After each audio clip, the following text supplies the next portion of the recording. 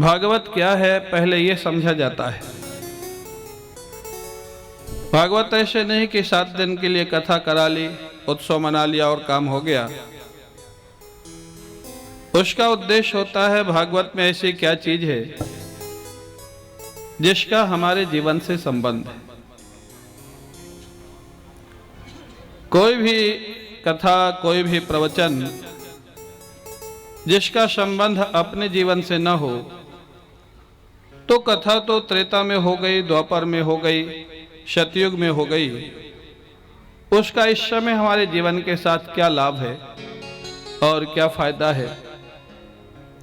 तो इसलिए सर्वप्रथम श्रीमद् भागवत का महात्म्य का वर्णन है। और महात्म्य में भी जो पहला श्लोक है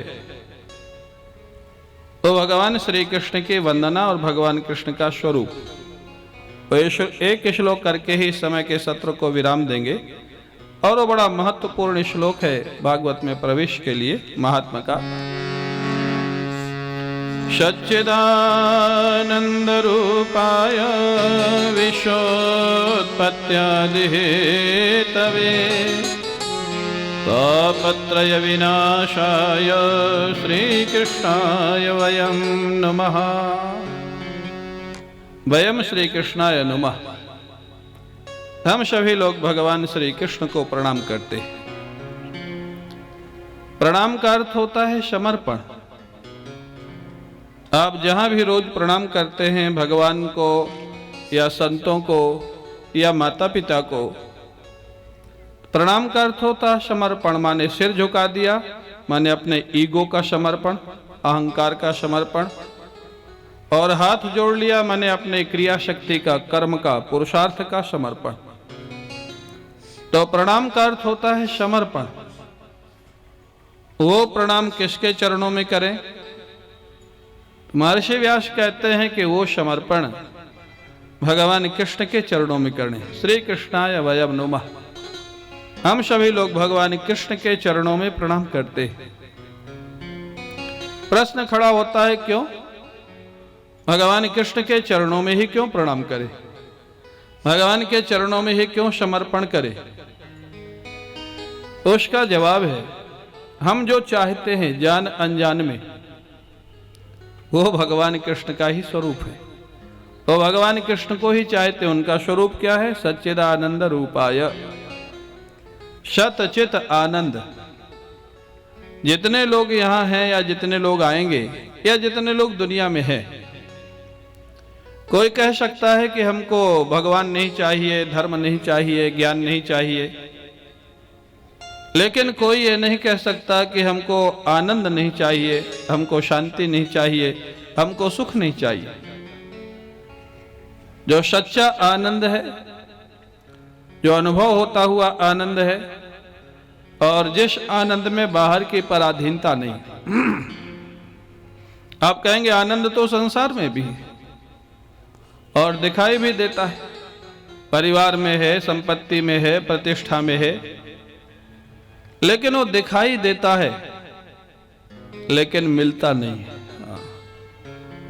अगर पैसे में आनंद होता तो सब पैसे वाले सारा आनंद खरीद के रख लेते, गरीबों के लिए बचता ही नहीं। तो ये जो परिवार का आनंद है, पैसे का आनंद है, ये दिखाई देता, लगता है मिला मिला मिला, लेकिन जीवन निकल जाता है और पूरा अनुभव होता नहीं। क्यों? क्योंकि वो तात्कालिक है, वो आनंद का आभास है। जैसे वास्तविक सूर्य आसमान में है, लेकिन आप जल का बर्तन रख दो तो उसमें सूर्य का प्रतिबिंब दिखाई देता है।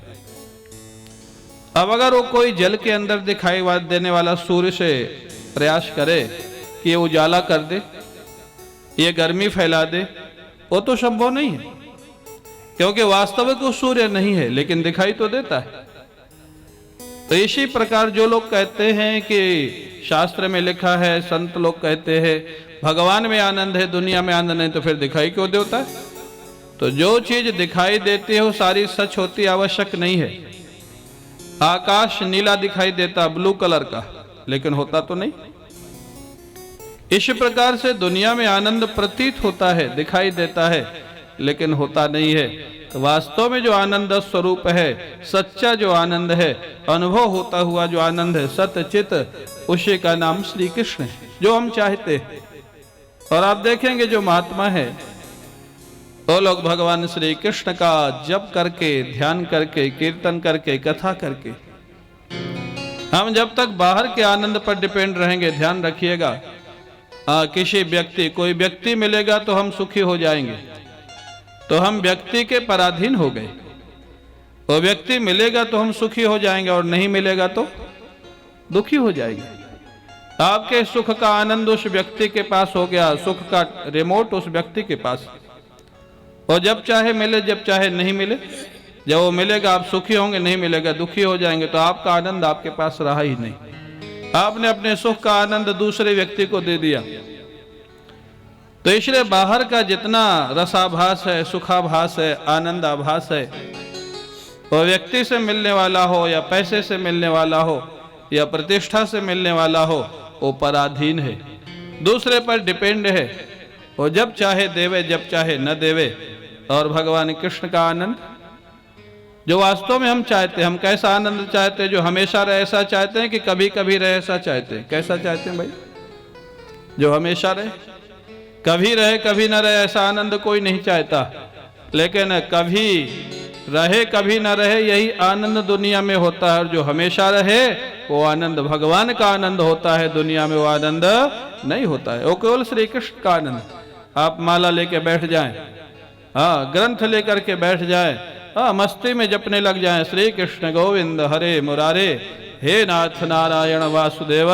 किसी की जरूरत नहीं, अगर भगवान कृष्ण से आपका प्रेम है, भगवान का नाम निकलेगा, शरीर में रोमांच होगा, आंखों में अश्रुपात होगा और आनंद आने लग जाएगा। उस आनंद के लिए न व्यक्ति की जरूरत है, न पैसे की जरूरत है, न प्रतिष्ठा की जरूरत है। तो वास्तव में जो आनंद हम चाहते हैं, उसी आनंद का नाम श्री कृष्ण है। इसलिए हम किसके चरणों में समर्पण करें जीवन?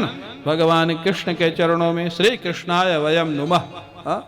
आजकल क्योंकि बिना कोई प्रश्न होता नहीं। किसी से कोई भगवान का भजन करे, क्यों करे?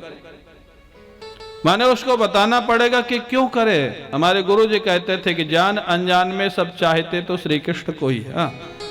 अगर कोई भी आनंद चाहता है, माने कृष्ण को चाहता है, क्योंकि श्री कृष्ण के बिना इस दुनिया में आज तक आनंद किसी को ना मिला है, ना मिल रहा है और ना आगे मिलने वाला है।